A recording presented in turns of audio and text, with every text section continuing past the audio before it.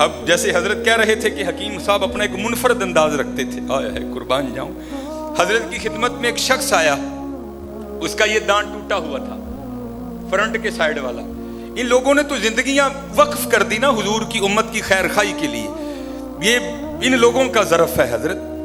آپ نے ایک نظر ڈالی، پھر دوسری بار آیا، پھر تیسری بار آیا، جب چوتھی بار آیا آرڈر آ گیا تھا اوپر سے ہدایت کا، آپ اس کو پاس کر کے کہنے لگے بھائی جی تہاڈی واسکٹ، تہاڈے کپڑے، تہاڈی گھڑی، تہاڈی جُتی دستی ہے کہ اللہ نے واہ بھی پیسے دیتے نے، اے دند کیوں نہیں لواندے؟ ویکھو نا بوڑے کڈے کوجے لگن دے دے. ساتھ قلبی توجہ تھی جو دل پہ ڈالی گئی، اٹھ کھڑا ہوا جذبے میں.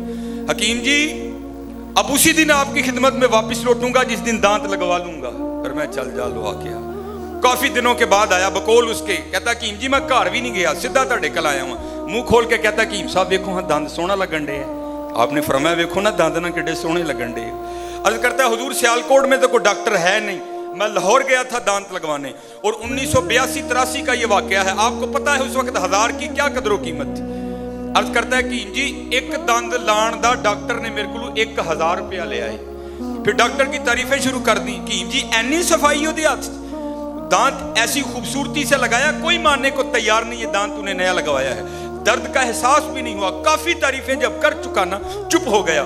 تو پھر رومی عصر، غزالی دوران، نباز ملت حکیم عبدالحی رحمت اللہ تعالی علیہ بولے، آپ نے فرمایا سنگیا جنہیں 1000 لے کے صرف ایک دند لایا ہے وہ اودیاں اینیاں تعریفاں، اور جنہیں لیا بھی کھ نہیں بتی لا چھڑے نے کدی اودی بھی کیتی آ. تم سبحان اللہ نہیں کہتے؟ اور شکر کرو حضرت